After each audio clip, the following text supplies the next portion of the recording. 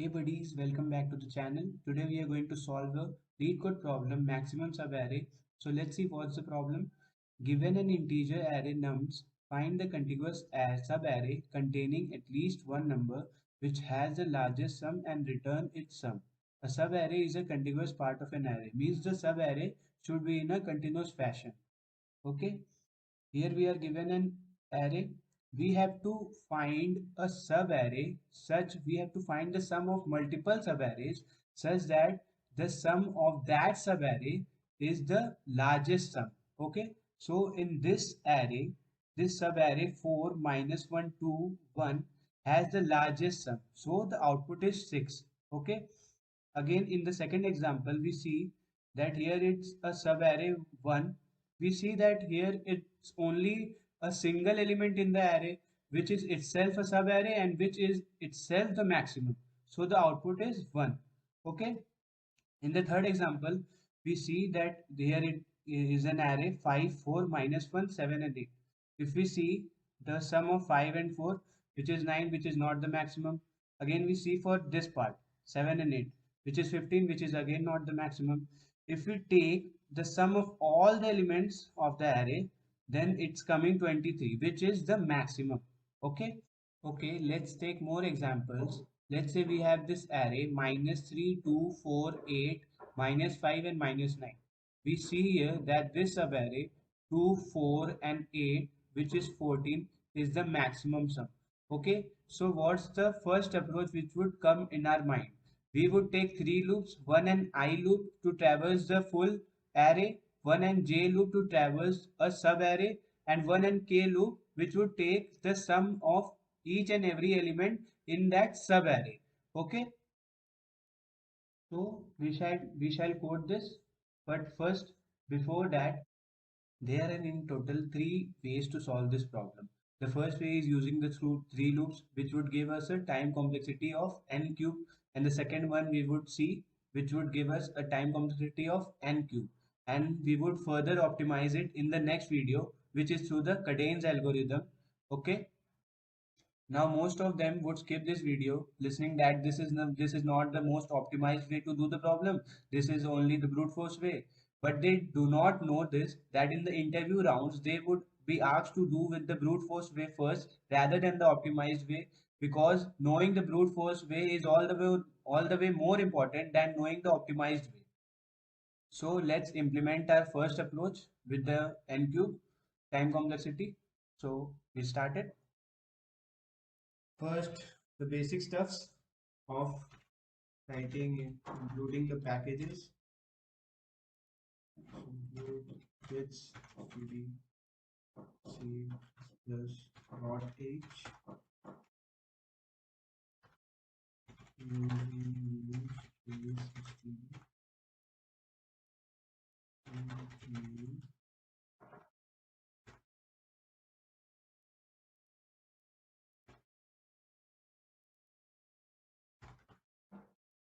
first we declare a function void subarray, void subarray.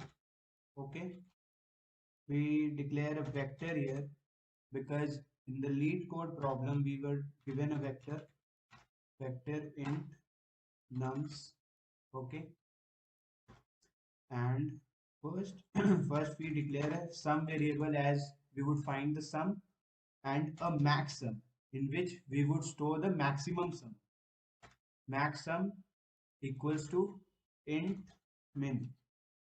We store the integer minimum value in it. Okay, we are not storing 0 as because if in the sub arrays there are only negative elements. Okay, so we have to return the least negative element, but if we store 0 here, when we return maximum it would return 0, which is false. Okay, so we declare a int min here. We store the least minimum value of integer in the maximum variable. Okay, then we declare a loop, first loop for traversing the array, int I equals to 0, I less than equal to nums dot size I plus plus. We would declare another loop inside it, for int j equals to I. We would be starting with I as because we would be every time shifting with one position for the sub arrays. Okay, j less than equal less than nums dot size. Okay, j plus plus. Again, we would take a k loop for every time taking the sum, but every time the sum should be updated to 0 because we would be storing only the maximum sum. Int, okay, sum we have declared it, so sum equals to 0. Again, for int k equals to I. Okay, k less than nums, k less than equal to j, because we would be checking only for the sub arrays and their sum. Okay, k plus plus sum equals to sum plus array nums at k. Okay, and would use a max algorithm here for storing the maximum sum. Max sum equals to max of sum comma max sum. Okay, and we would simply return from here, return max sum.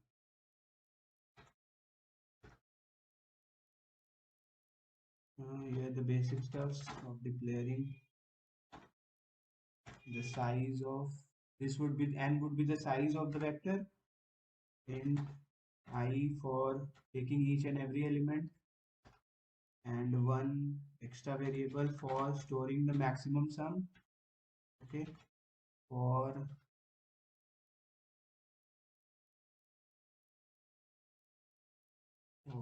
int j equals to 0, j less than n, j plus plus, c in I. Here we missed the part, c in n, and we would simply push the values inside the vector. We didn't declare a vector here. Vector in v dot pushback I. Okay, now we would call the function inside m sub array, and we would pass the vector which is v. Okay, and we would simply see out the value, see out m. We did a silly mistake here. The return type we have mentioned it void, but as it is, it's returning the maximum sum. We would mention it int. Okay, all the errors have gone. We should run it. If it works, it's working. Everything is fine. Okay, so we input the values here as we have taken. What were the values? -3, 2, 4, 8, -5, and -9. The size is 6, -3, 2, 4, 8, -5, and -9. 8, -5, and -9. The expected output is 14. Let's run it. It's passed. Okay, you see it, it's passed. Let's run it for other test cases too. Okay, so we take here, so let's say the size of array is 5. 1, 2, 3, 1 to 4. Okay, -6, and let's say it's 2. Okay, what should be the expected output?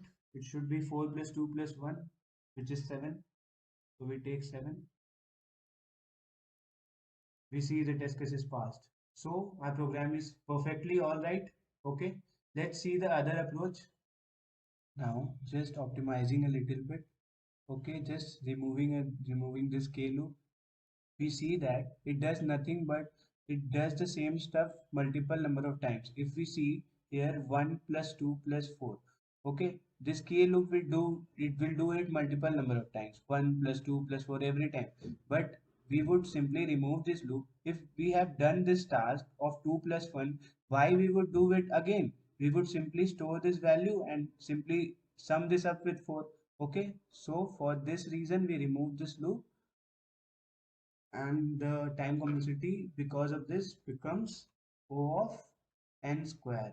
We would move this sum variable up, okay, and we would do it nums of j, okay, just this simple, okay. Now we would run this.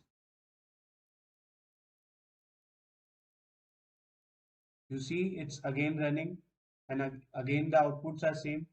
For this also it's again running, the outputs are again also same, okay. Now we would simply copy this solution and we would paste it on Leetcode if we see if it runs or not, okay. We simply paste it here, okay. We run the code.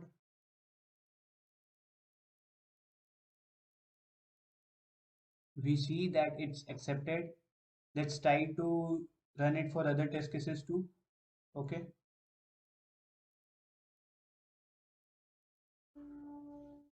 It's again accepted, but as soon as we submit it, we see that a TLE must be coming. Okay, see a TLE. That's why we use the Kadane's algorithm, which we would be coming in the next video. So stay connected. Thanks for watching. Hope you liked the explanation. And in case you did, please like the video. This was Tushar here, signing off. Till then, keep coding, keep practicing. Bye bye. Whenever your heart is broken.